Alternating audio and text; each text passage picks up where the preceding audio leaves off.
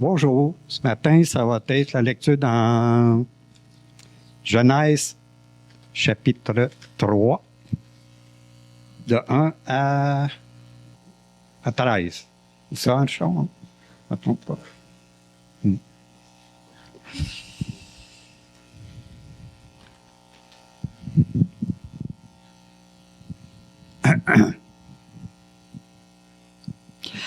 OK, on part. Le serpent était le plus rusé de tous les animaux des champs que l'Éternel Dieu avait fait. Il dit à la femme, « Dieu a-t-il réellement dit, vous ne mangerez pas de tous les arbres du jardin? » La femme répondit au serpent, « Nous mangeons du fruit des arbres du jardin. Mais quant au fruit de l'arbre qui est au milieu du jardin, Dieu a dit, « Vous n'en mangerez point et vous n'y toucherez point de peur que vous ne mouriez. » Alors le serpent dit à la femme, « Vous ne mourrez point, mais Dieu sait que le jour où vous en mangerez, vos yeux s'ouvriront et que vous serez comme Dieu, connaissant le bien et le mal. » La femme vit que l'arbre était bon à manger et agréable à la vue, et qu'il était précieux pour ouvrir l'intelligence. Elle prit de son fruit et en mangeant, et elle en donna aussi à son mari qui était auprès d'elle, et il en mangea. Les yeux de l'un et de l'autre s'ouvrirent. Ils reconnurent qu'ils étaient nus, et ayant cousu des feuilles de figuier, ils s'en firent des ceintures. Alors, ils attendirent la voix de l'Éternel Dieu, qui parcourait le jardin vers le soir, et l'homme et sa femme se cachèrent loin de la face de l'Éternel Dieu, au milieu des arbres du jardin.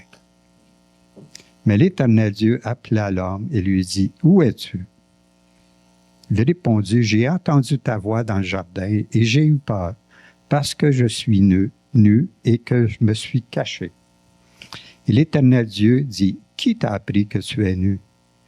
Est-ce que tu as mangé de l'arbre dont je t'avais défendu de manger? » L'homme répondit, « La femme que tu as mise auprès de moi m'a donné de l'arbre et j'en ai mangé. » Et l'Éternel Dieu dit à la femme, « Pourquoi tu fais cela? » La femme répondit, « Le serpent m'a séduite et j'en ai mangé. » Amen.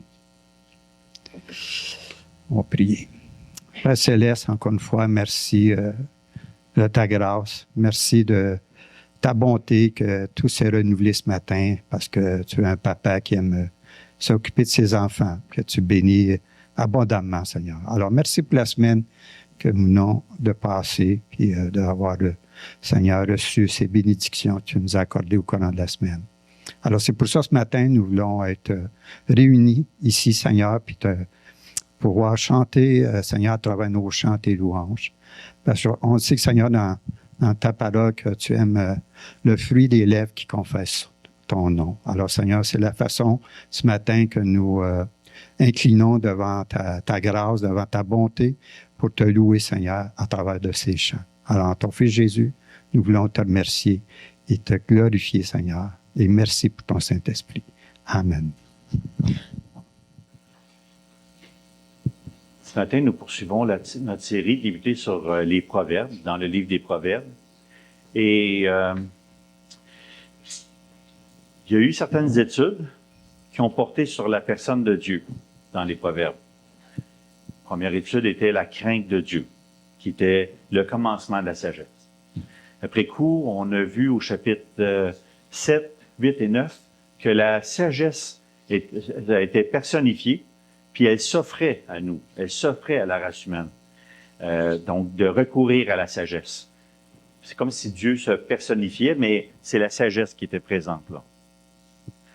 Dans un deuxième temps, il y a eu des études sur l'être intérieur, sur nous intérieurement.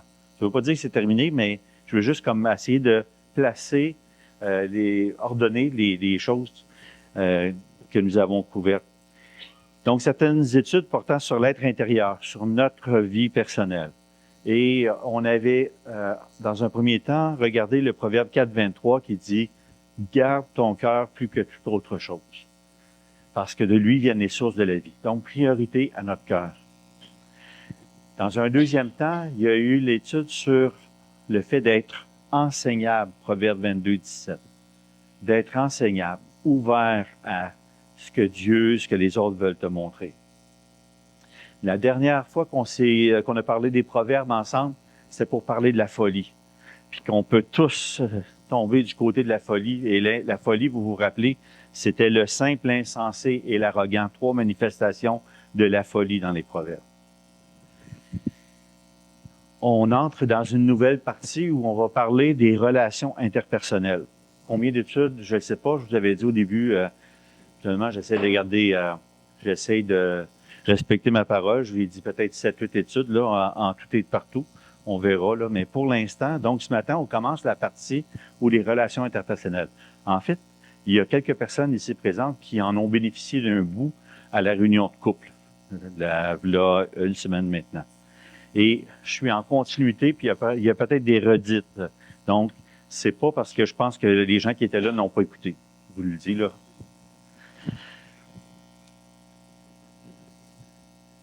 Outre notre relation avec Dieu ou entre Dieu et l'homme, à quel endroit ou dans quelle sphère se manifestent le plus les impacts de la chute? Bien sûr, dans notre être, juste nous-mêmes, en nous-mêmes. Moi, j'aimerais ça que dans mon cœur, ça soit toujours shalom, harmonie, quiétude, zen. J'aimerais ça. C'est un souhait, j'aspire. Et j'imagine que quelqu'un parmi vous est à la même place. Dans notre être, donc, il y a eu un impact. La chute a eu un impact. La santé physique, on est atteint. Notre santé mentale, émotionnelle, notre intelligence même est affectée par ça. Parce que tu dis, comment ça se fait que je le sais, cette affaire-là, mais ça revient pas. Okay? Donc, ou encore, je devrais comprendre telle chose, mais je le comprends pas. La création tout entière, donc la nature, la création tout entière soupire après la rédemption, parce qu'elle aussi a vécu les impacts de la chute. Un des impacts majeurs de la chute, vous le savez, nous le savons tous, ça se manifeste dans nos relations interpersonnelles. La chute a eu un impact sur nos relations. Et ça continue d'avoir un impact sur nos relations et ça continuera d'avoir un impact sur nos relations. J'aimerais ça ne pas pouvoir dire la dernière partie. Mais force est d'admettre que c'est ça. La chute a eu un impact sur nos relations. C'est au contact des autres que la réalité de la chute peut être la plus visible ou des plus visibles. Pas exclusivement. Je veux juste qu'on se comprenne bien. C'est pas parce que c'est au contact de l'autre que c'est à cause de l'autre que vient le péché. C'est simplement que 2 pécheurs qui se rencontrent, ça fait ça. Ça crée des problématiques. Il y a des problématiques. L'impact de la chute s'extériorise ou se manifeste au contact des autres. Mais l'inverse est également vrai, comme tu priais, Jonathan, tantôt. C'est au contact des autres, des fois, qu'il y a les plus belles affaires. Tu sais, des fois, c'est au contact des autres, puis tu dis, « Wow, on arrive à telle chose ensemble. » Les 2 aspects sont là. Les 2 vérités.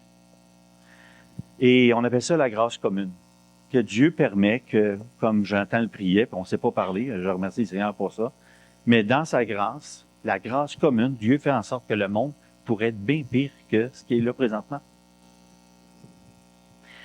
Nous pourrions être bien pire, le monde pourrait être bien pire, la nature pourrait être bien pire, nos relations pourraient être encore pires.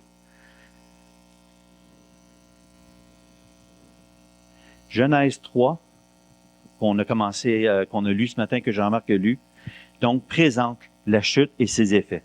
Bien évidemment, il y a eu le bris de relation avec Dieu. Puis, ils se sont cachés. L'être humain s'est caché. Adam et Ève se sont cachés. Bris de relation. Il y a quelque chose qui s'est passé là. Bris de relation entre Adam et Ève également. C'est évident. Donc, ils se sont reportés la responsabilité. On va y venir un petit peu plus, mais ils se sont reportés la responsabilité. Mais Adam a commencé à dire que c'est la femme. Adam a dit que c'était la femme. La femme a dit que c'est le serpent. Puis le serpent, depuis ce temps-là, nous fait croire que c'est Dieu qui est le responsable.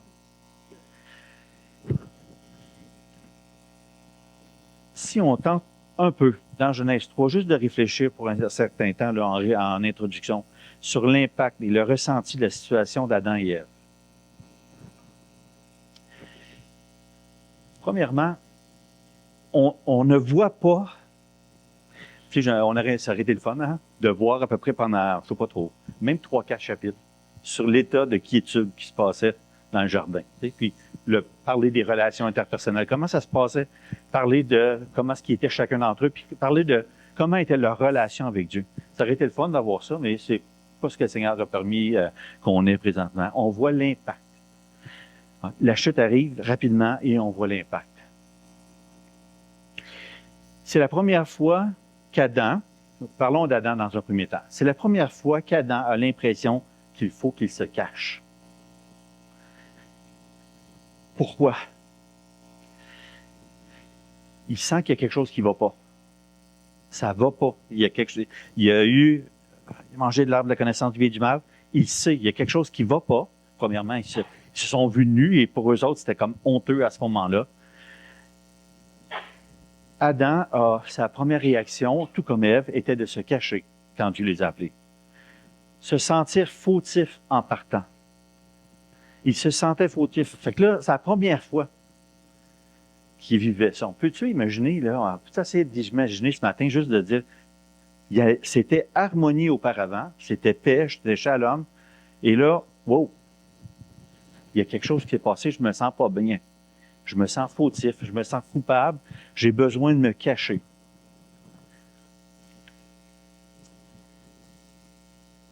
Pourtant, Dieu il a juste simplement posé 3 questions à Adam.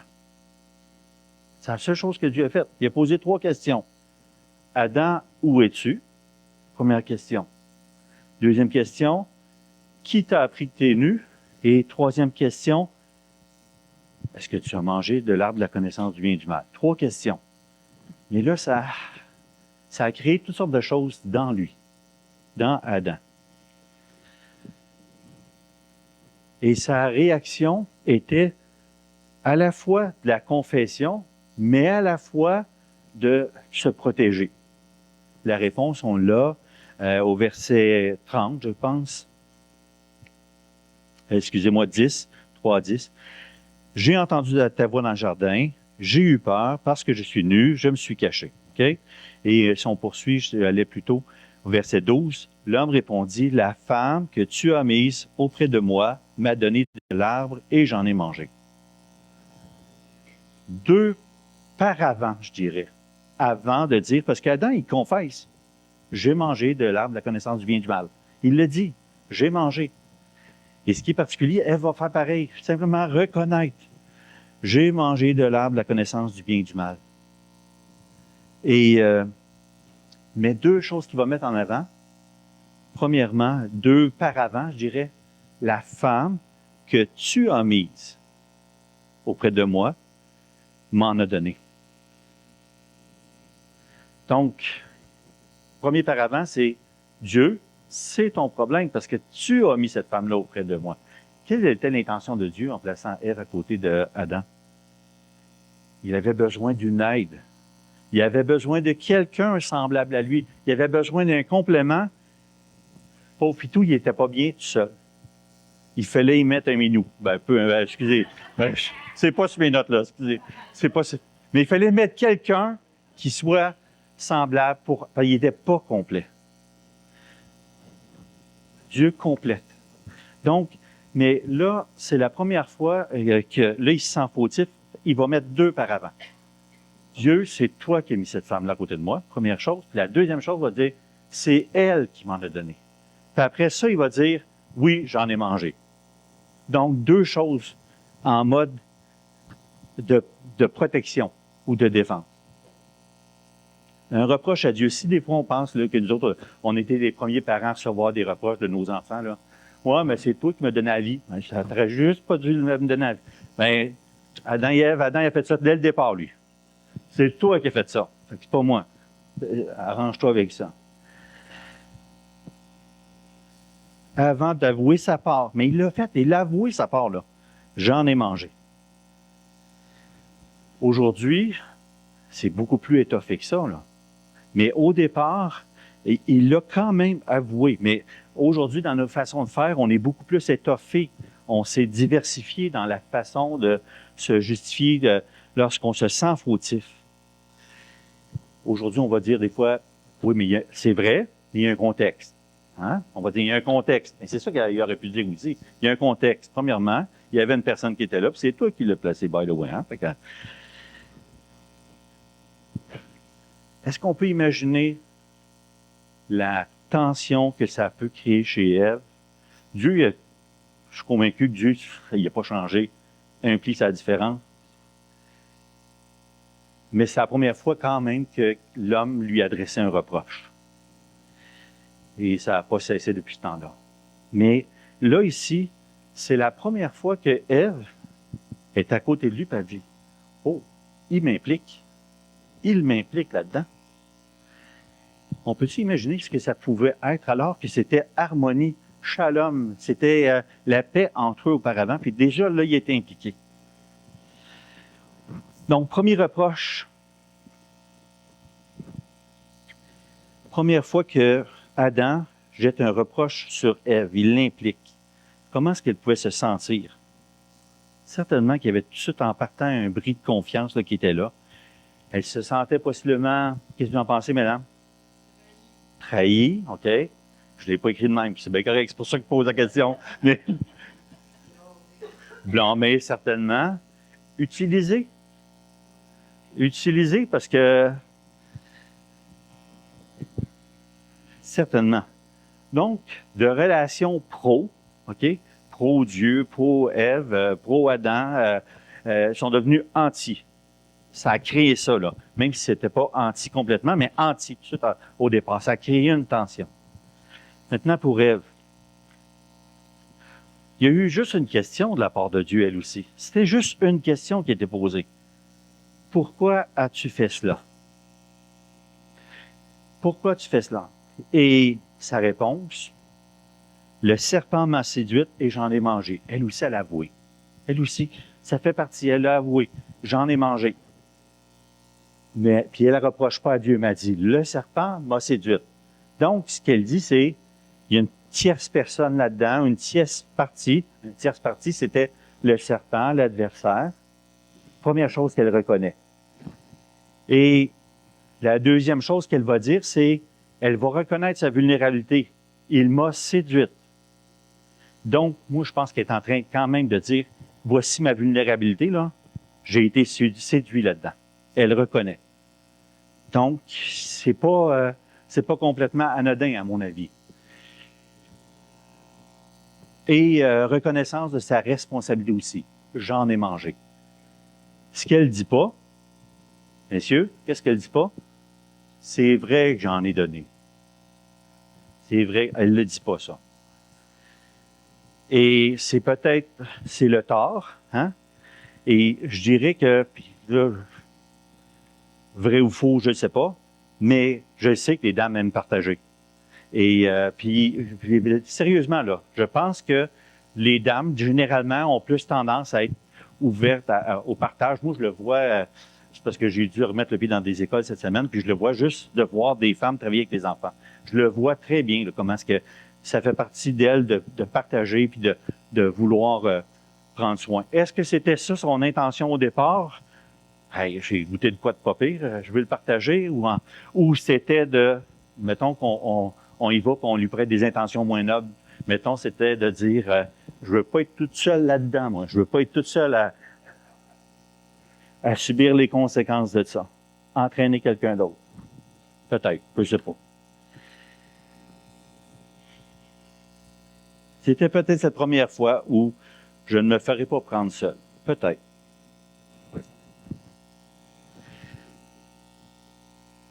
C'était peut-être aussi en même temps la première fois dans l'histoire de l'humanité où la femme se rendait compte de son grand cœur puis vouloir partager. Peut-être.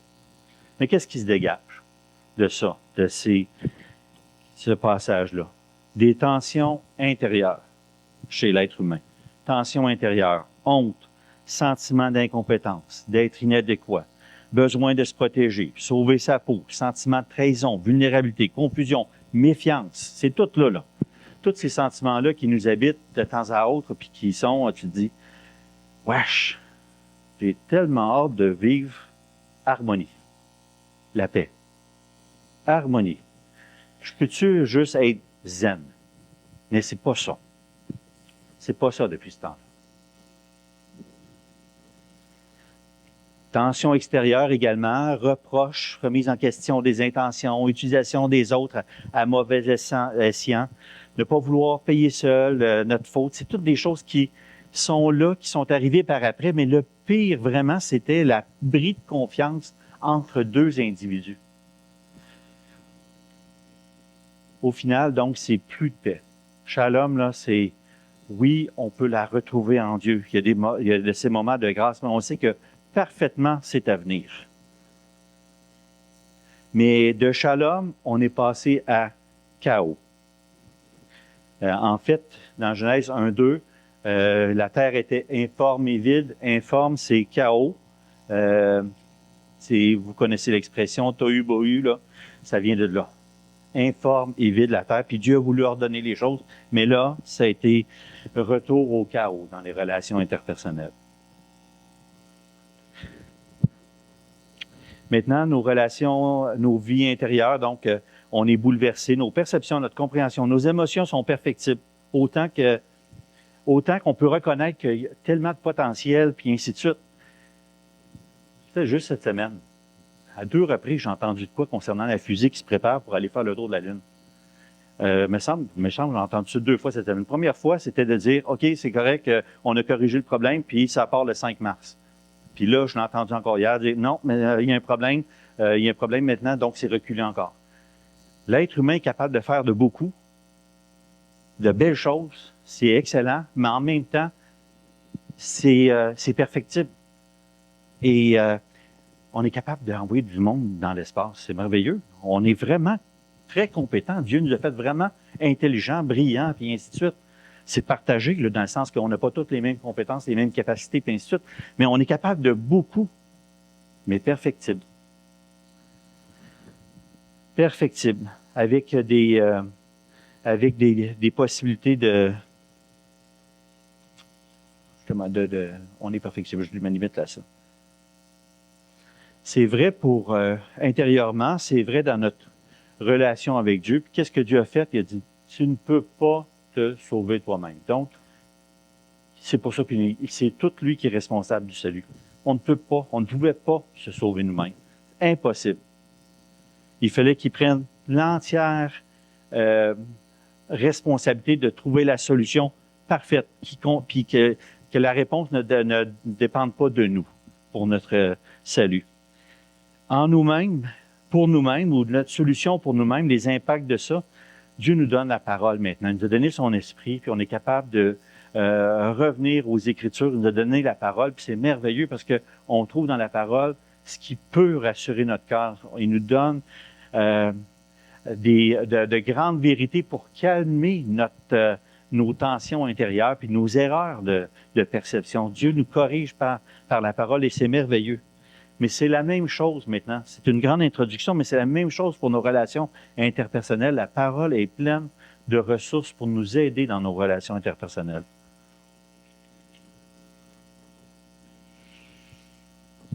Et quand on ne prend pas ces ressources-là, ben là, c'est sûr on fait erreur. On va errer à ce moment-là. Nos relations interpersonnelles. Comment peut-on s'éviter le pire? En fait, certains l'ont choisi. Moi, je m'en vais dans le bois, je m'isole. Je dis non aux relations interpersonnelles. On peut le faire physiquement. On s'éloigne, on quitte. Il y en a qui font ça. Tu vis où il n'y a personne. Là, on a un autre problème, on n'est pas complet par nous-mêmes. Mais, ça n'arrive pas tout, là, hein, de partir en ermite. Tu peux partir comme ça, tu t'isoles vraiment physiquement. D'autres vont s'isoler au travers de la société. Tu vis en marginalité de la société. Tu es dedans, mais tu vis à côté. Différent. Oui. Entre nous autres. Les relations entre nous autres. Donc, on peut fuir les relations complètement, donc physiquement ou encore en s'isolant dans la société. On peut faire sans jamais s'engager, en n'étant pas jamais proche, en faisant en sorte d'être en mode où je limite mes relations interpersonnelles, où je me découvre pas. On se donne toutes sortes de protections, là, puis on a chacun nos couleurs, là, hein. C'est juste que on est comme on est vraiment nous autres, des beaux perroquets. On est juste différentes couleurs. Puis, mais c'est la même chose. On va risquer, on va se protéger. Ou d'autres, on va risquer le choix des relations parce qu'on n'a pas le choix, parce qu'on a besoin des autres. Mais là, quel est notre coffre à outils? Et c'est là que la parole fait toute une différence. Le coffre à outils que Dieu nous donne pour les relations interpersonnelles. 2 pistes aujourd'hui. Ceux qui étaient à la rencontre de couple, vous allez aller les revoir. La conquête du cœur de l'autre. La conquête du cœur de l'autre. On va l'expliquer un peu plus. Et le traitement de l'autre. 2 aspects. Le premier, c'est puis là, on retourne dans les proverbes. Proverbe 11:30. Si vous voulez y tourner.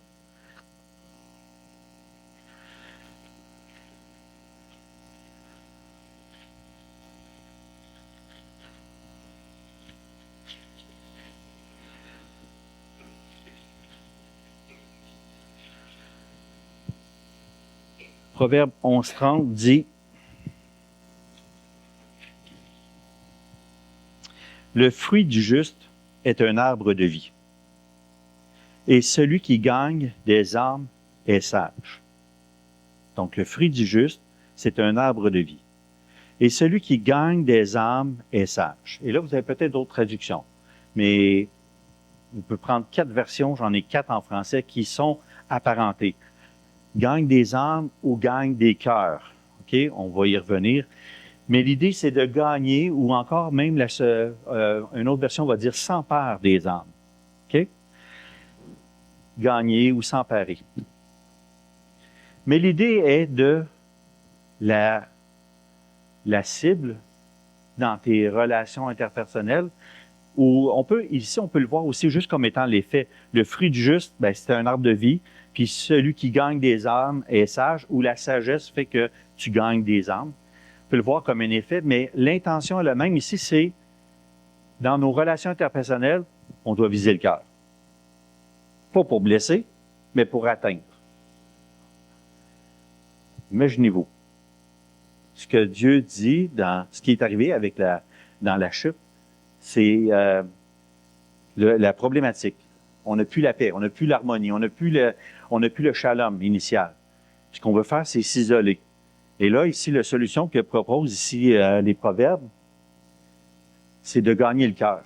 C'est un rapprochement de l'autre. Et si il mentionne ça, c'est que le sous-entendu, là, c'est qu'on ne l'a pas. On ne l'a pas, le cœur de l'autre. On ne l'a pas. On est en mode, c'est plate, il y en a qui trouvent ça plate à dire, mais on est en mode rattrapage. On est en mode rattrapage, on s'est sali les mains à la chute, on a hérité de ça, même si on dit que tous les beaux petits bébés sont tous beaux, et ainsi de suite, on a les mains sales en permanence, et tout le restant aussi. Mais ça a un impact. Mais on est en mode rattrapage dans nos relations interpersonnelles. Mais ça met en perspective l'objectif à atteindre ou la cible, le cœur de l'autre. Là, ce principe-là, on l'a souvent appliqué comme chrétien évangélique là, à l'évangélisation. Je veux gagner des cœurs pour Jésus-Christ. Et Paul disait ça, dans 1 Corinthiens 9, il s'est fait tout à tous pour gagner les Juifs, gagner le plus grand nombre, gagner ceux qui sont sans loi, gagner... J'ai été faible avec les faibles, il voulait gagner. Et c'était vraiment dans un contexte d'évangélisation. Et nous, on a retenu ça comme étant beaucoup dans un contexte d'évangélisation. On veut gagner des âmes à Christ. C'est comme si on présente l'Évangile, yes, la personne est sauvée, tiens, Seigneur, occupe-toi-en, puis on part ailleurs.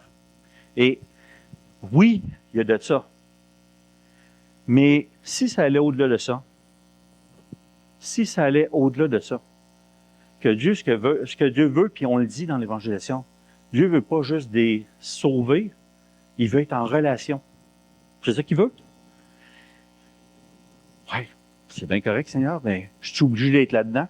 Ben oui, tu es obligé d'être là-dedans. Ce que Dieu veut, c'est, puis le modèle, c'est l'Église locale. On est appelés à travailler ensemble. Et ce que la parole nous dit, c'est ce rapprochement-là, où on cherche à gagner le cœur. Là, vous pouvez imaginer, tous les couples ici présents, ceux qui n'étaient pas à la rencontre de couple, que vous voyez la mission qu'on peut avoir comme couple, gagner le cœur de l'autre. On le gagne une fois, mais après ça, parce que l'expression, c'est tu gagnes pour vraiment captiver, mais c'est aussi l'idée d'amener avec soi ou de marcher avec. Donc, dans nos relations de couple, c'est ça. C'est l'idée de gagner l'autre, mais une fois que c'est fait, là, c'est pas fini, là. Tu prends pas quelqu'un, c'est pas comme de conquérir une médaille olympique, par exemple, puis que par la suite, tu la mets en haut de ton foyer. C'est pas comme ça.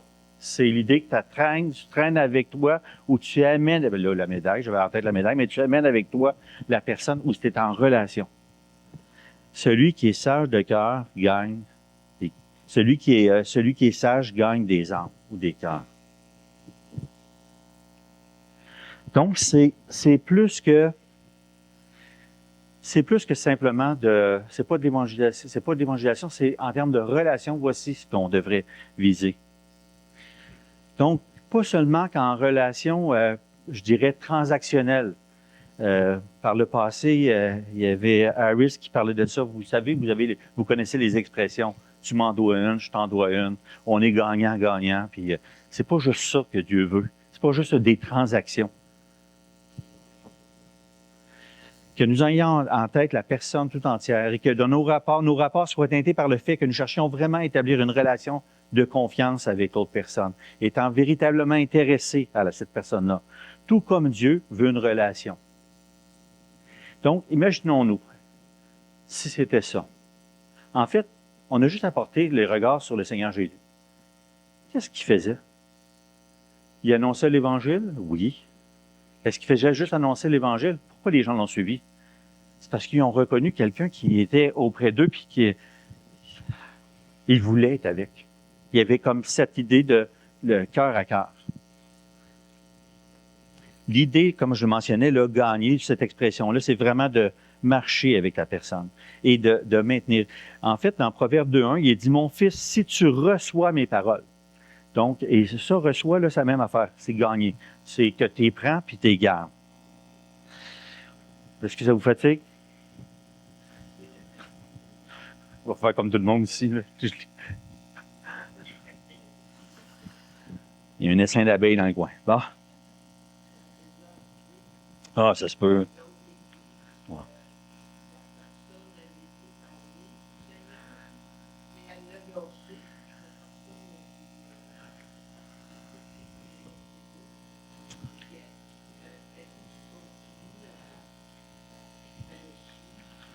Effectivement, c'est ce que le Seigneur veut.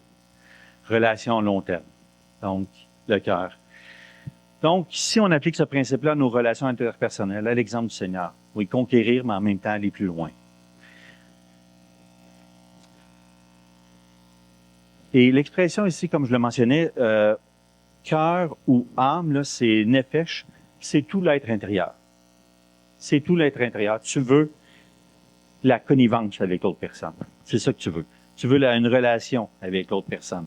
Tu veux être en relation. Pas, puis une relation à long terme. Maintenant, qu'est-ce qui est le plus facile? Relation court terme, relation long terme. Qu'est-ce qui est plus facile? Long terme? Court terme. Les relations superficielles ou les relations plus profondes? Qu'est-ce qui est plus facile? Superficiel. Gagner les cœurs à court terme, gagner les cœurs à long terme. La réponse va de même, hein, de soi. On ne peut pas prendre ça par la force. On ne peut pas forcer ça non plus. On peut juste être disposé, faire en sorte, mais on ne peut pas forcer. C'est tout un défi. Ça demande un ensemble. Ça va demander du temps, ça va demander des paroles, ça va demander des attitudes, ça va demander des façons d'être avec l'autre personne que finalement, il se dégage un climat de confiance. C'est ça. Et on est en mode rattrapage. Je ne sais pas si je l'ai mentionné la dernière fois, mais j'entendais un conférencier à la radio qui disait 5 bons coups pour un. Je suppose qu'il a pris ces statistiques. Mais c'est vrai qu'un mauvais coup, l'autre c'est dur à couvrir. Hein? Ça prend pas mal de bons coups pour couvrir un mauvais coup. Qu'est-ce que vous retenez? Est-ce que vous retenez les affaires qui vous ont fait du bien ou vous retenez les affaires qui vous ont fait mal? Moi, je prends la scie à métal, je vous l'ai déjà dit, je prends ma scie pour couper le métal, là, je m'en rappelle. Je mets un gant. Je me tiens loin, je me rappelle. Ça a fait tellement mal, je m'en rappelle. Fait que là, tu te protèges. Donc, c'est possible à long terme, en prenant un ensemble d'actions, de paroles, d'attitudes, de réactions dans le temps, en étant présent. C'est ça qui c'est demain qu'on gagne le cœur. Gagner le cœur de tous ou de certains. En tout cas, le Seigneur, ce qu'il faisait, c'est qu'une chose est sûre, c'est que je n'ai pas l'impression qu'il y a personne qui se sentait pas compris par lui, parce qu'il y avait des foules qui le suivaient. Mais est-ce que le Seigneur a eu la même relation avec tout le monde? Il a démontré la même ouverture, mais on comprend qu'il y a eu la foule, il y a eu les disciples, il y a eu les apôtres, puis il y a Pierre, Jean et Jacques. Et c'est comme si il y a eu quelque chose d'un peu différent. Fait que ça ne veut pas nécessairement dire, même si tu veux être une relation cœur à cœur, là, ça ne veut pas dire que c'est la même intensité avec tout le monde. C'est pas ça. Si on se fie en tout cas à ce que le Seigneur a fait.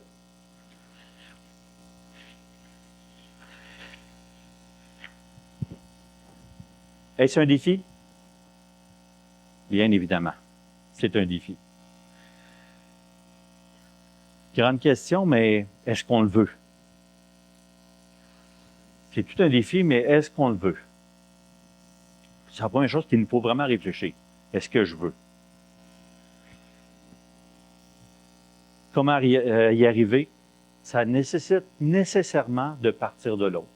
Si tu veux gagner le cœur de l'autre, il faut que tu partes de l'autre. Pars pas de ton point de vue à toi. Ah, moi, je pense qu'il est comme ça, comme ça, comme ça. Ah, je pense pas qu'elle est comme ça, comme ça, comme ça. Puis non, on peut pas partir du point de vue, de notre point de vue. On doit partir du point de vue de l'autre pour y arriver. Découvrir ses idées, ses sentiments, ses réactions, ses ambitions, ce qu'elle est. Tu peux pas partir de ton impression, de tes impressions seulement. Donc, l'entretien, l'investissement.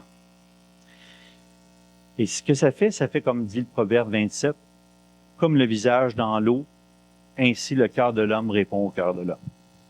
On est ça l'enclenche quelque chose. Deuxième principe, puis là, c'est dans Proverbe 3. Proverbe 3, versets 1 à 4, qui parle de la bonté et la fidélité, ou bonté et vérité. Proverbe 3, 4. Et là, on parle le traitement de l'autre. Comment tu vas traiter l'autre. Proverbe 3, versets 1 à 4, on peut lire ce texte. Est-ce que, Lucie, veux-tu le lire, s'il te plaît? Ben, tu vas là?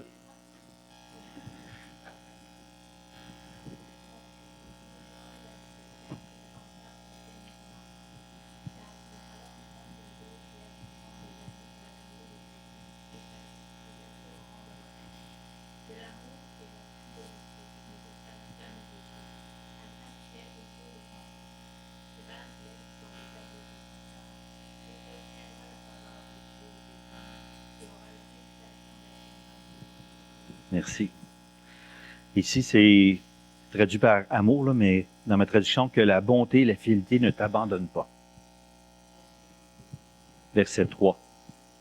Que la bonté ou que l'amour et la fidélité ne t'abandonnent pas, lis-les à ton cou, écris-les sur la table de ton cœur.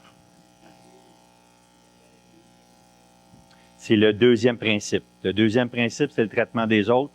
Et ici, dans le traitement des autres, ce principe-là, c'est la bonté et la fidélité doit faire partie de notre coffre à outils. Ça doit être là, dans notre coffre à outils.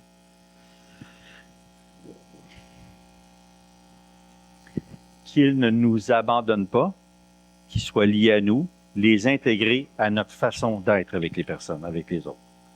Et l'idée ici de bonté, là, ça peut être c'est un terme assez courant dans l'Ancien Testament, c'est 11 fois, utilisé 11 fois dans le Nouveau, dans les Proverbes seulement. On parle de bonté, miséricorde, oui, effectivement, on peut dire amour, faveur ou grâce. Donc, bonté, miséricorde, amour. Que la bonté ne t'abandonne pas. Donc, ça doit faire partie de toi. Miséricorde, amour envers les autres. C'est présenté comme étant un gage de succès dans les Proverbes. L'homme bon, c'est le même mot, fait du bien à son âme. Mais l'homme cruel trouble sa propre chair. Proverbe 11-17. Ou encore, celui qui poursuit la justice et la bonté, même mot ici, il trouve la vie, la justice, la gloire. Des répercussions positives. Ça découle d'une réflexion saine, ça. Ça commence au niveau de ta pensée. Ceux qui méditent le mal ne s'égarent-ils pas, mais ceux qui méditent le bien agissent avec bonté. Même mot. Quand ceux qui méditent le bien, ils agissent avec bonté, fidélité. C'est un trait de caractère qui va être reconnu.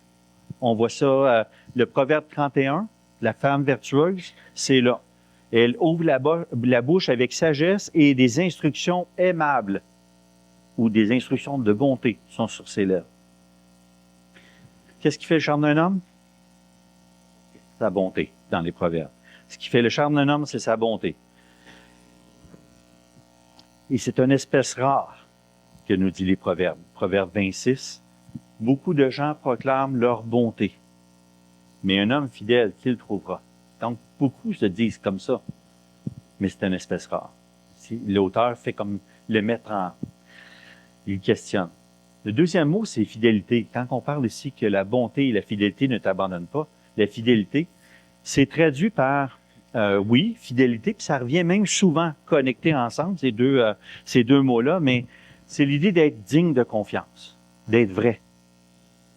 Donc, encore là, plusieurs fois utilisé dans les Proverbes.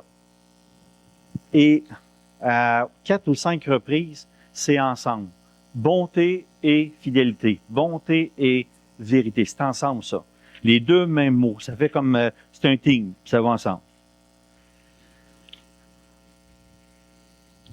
Un duo conduisant à un succès ou à une protection ou même la réconciliation. Parce que Proverbe, on vient de le lire dans le Proverbe 3, c'est comme ça. Dans le Proverbe 10-12, par la bonté et la fidélité, on fait quoi? On expie l'iniquité. À force de bonté et de vérité ou fidélité, on va comme atténuer l'erreur. Ça va en prendre, par contre. Parce que, comme on le mentionnait tantôt, on retient plus la gaffe que le restant. Proverbe 20, verset 28 dit « La bonté et la fidélité gardent le roi. » C'est une bonne chose quand c'est fait partie du coffre à outils de ceux qui dirigent. Et il soutient son trône par la bonté. Même chose.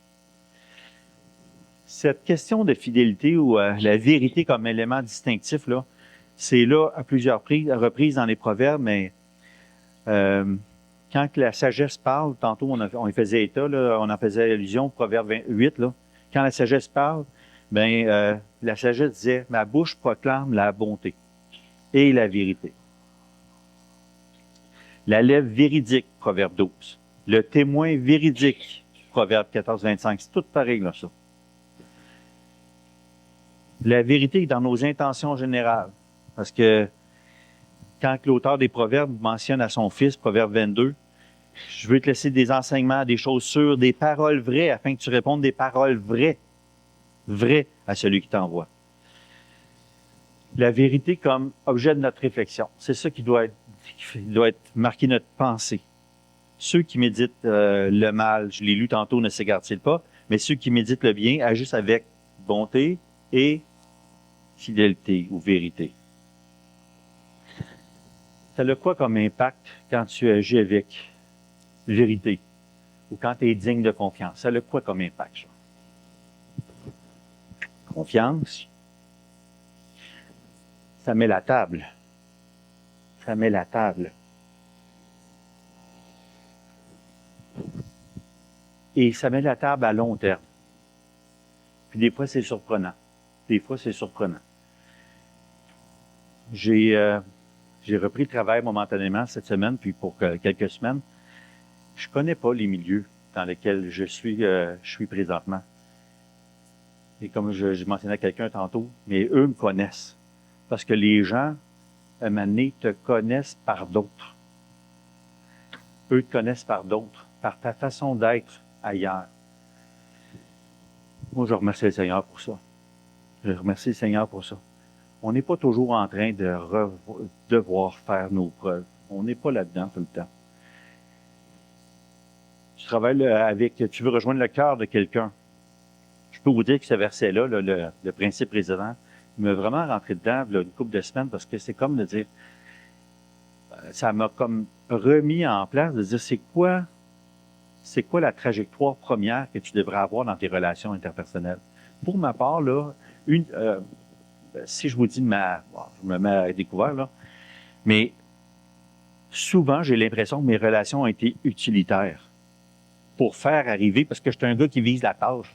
Fait que là, mes relations sont souvent utilitaires, pas malsaines, là, mais utilitaires dans le sens que je veux contribuer à faire en sorte que le produit arrive, là, que le résultat arrive à ses fins. Et là, non, ce que Dieu dit, c'est, attends un petit peu, là, tu dois viser le cœur. Fait que là, attends un petit peu, c'est autre chose. Dans la façon de transiger avec tes enfants, tu vises le cœur, là. Tu vises la relation à long terme. C'est pas juste qu'est-ce que tu veux créer en eux autres. Parle pas de ton projet à toi, parle de leur projet. On est ailleurs. Et là, les outils que Dieu nous donne, c'est bonté et vérité. Les deux en équilibre. Bonté et vérité. Amour, miséricorde et vérité ou fidélité ou être digne de confiance. Et là, quand tu as ça commence tu mets la table. Tu mets la table dans certaines relations, puis ça contribue à se communiquer par la suite.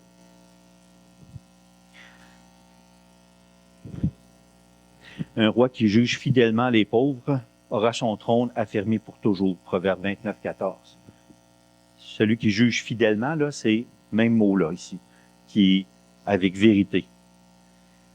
Mais le méchant fait un gain trompeur, mais celui qui sème la justice a un salaire véritable à long terme. Donc, et qu'est-ce que nous dit le proverbe ici? On trouve grâce auprès de qui ici? Proverbe 3, 4. Aux yeux de Dieu et des hommes. Garde ça comme outil. Ça va avoir un impact auprès de Dieu et des hommes. L'auteur ici n'est pas en train de dire que tu cherches je veux gagner Dieu. Là. On n'est pas là. Mais simplement que voici le résultat de ça. Si tu gardes la bonté et la fidélité, ça fait partie de ton coffre d'outils dans tes transactions, dans ta façon d'être avec les autres personnes. Ce que ça va avoir, puis c'est intérieur, là. C'est pas juste un outil que... Peut-être que le mot est mal utilisé, même l'expression, parce qu'un outil, c'est pour arriver à ses fins. Mais ici, il est dit, écris-le sur la table de ton cœur, ça fait partie de toi, là. C'est intégré. Là, tu vas acquérir de la grâce et une raison saine aux yeux de Dieu et des hommes.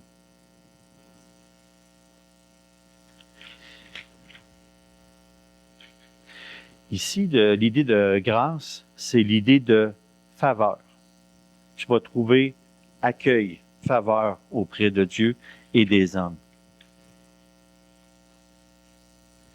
Et l'idée de raison, c'est tu vas être reconnu pour du bon sens, ton bon sens. Donc, tu cherches accueil et crédibilité auprès des autres. Bonté et vérité doivent faire partie de ce que tu utilises. c'est à la base du maintien d'une bonne relation,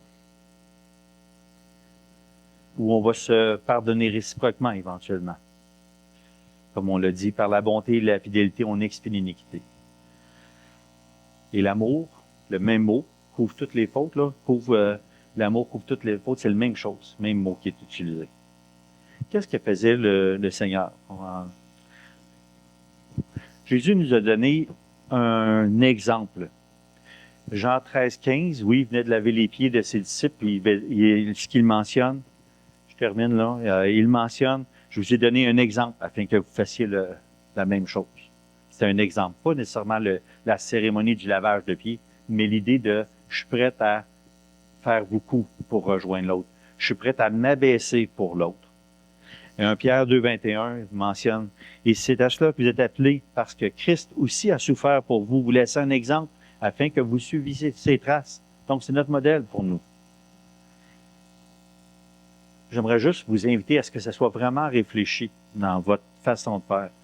Pas juste, le Seigneur l'a fait, il faut que je le fasse, ça ne me tente pas, mais non, c'est pas ça que le Seigneur veut, là. Il veut, si on doit viser, travailler avec le cœur des personnes, ben Dieu veut travailler avec notre cœur aussi, là. Il veut pas juste travailler avec nos bras et nos pieds, là, dire, ça te tente de partir, je te demande d'aller à Nénive, puis toi tu vas aller à Tarsis, là, ça marche pas, là. Ça veut donc dire aussi de laisser certaines choses. Ça veut dire, je laisse faire la vengeance, je laisse faire l'amertume, je laisse faire l'animosité, je renonce à certaines choses, je renonce pour agir de cette façon-là. Et la particularité, c'est vraiment l'équilibre entre la bonté et la vérité. Qu'est-ce qui arrive si quelqu'un il a juste la bonté? Il est reconnu pour quelqu'un de très bon. Pardon? Il peut devenir faux. Hein? D'autres choses? Trop bon. Ou bonasse. La bonasserie, tu sais, c'est pas ça, là. C'est pas ça qu'on est appelé.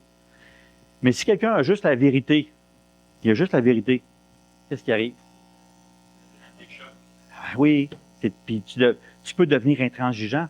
Ah, tu as raison, mais il n'y a personne qui va te suivre. Tu as raison, mais tu es intransigeant. Donc, ça nous prend un équilibre là-dedans, là. L'art de l'équilibre. En conclusion, on soupire tous après les conditions du jardin. Harmonie, paix, relation avec Dieu. J'ai hâte, moi, j'ai hâte juste de vivre ça, de dire, OK, il n'y a plus de l'impression de distance ou l'impression de pas être aimé ou être... il n'y aura plus de ça dans notre relation avec Dieu. On va être en harmonie avec nous autres-mêmes, là. Pas l'impression de dire je suis bien trop gros, je suis bien trop laid, il m'en manque. Moi, quand je suis le pogo le plus gelé de la boîte, ou peu importe, mais on ne sera plus là. Et dans nos relations interpersonnelles, il n'y aura plus de friction. Il n'y en aura plus. Il n'y aura plus d'usure. Wow! J'ai hâte. Je ne sais pas vous autres, là. Moi, j'ai hâte. j'ai hâte. En attendant, on peut juste s'inspirer de ce que la parole de Dieu nous donne. Il nous a donné des moyens. Donc, 2 propositions, chercher à gagner le cœur, donc l'âme des personnes qui nous entourent. Ça implique, ça va impliquer de se questionner sur nos approches. Je me suis posé la question, est-ce que par ma façon d'être avec, mettons, je vous le dis, là, Mathieu n'est pas là, est-ce que dans ma façon d'être avec Mathieu, je suis en train de l'irriter, moi qui veux juste être à la blague, mais est-ce que je suis en train de endurcir son cœur par ma façon d'être? Est-ce que par ma façon d'être, je contribue à de la fermeture de l'autre? Est-ce que je contribue au développement de la relation? Puis peut-être que tu arrives tellement avec ton idée toute faite là, que, ben non, regarde, je veux même pas dialoguer avec toi. Donc, le cœur de l'autre, faire usage de bonté, fidélité ou de vérité. Tu vas trouver faveur, grâce, raison saine, bon sens aux yeux de Dieu et des hommes. On termine en priant.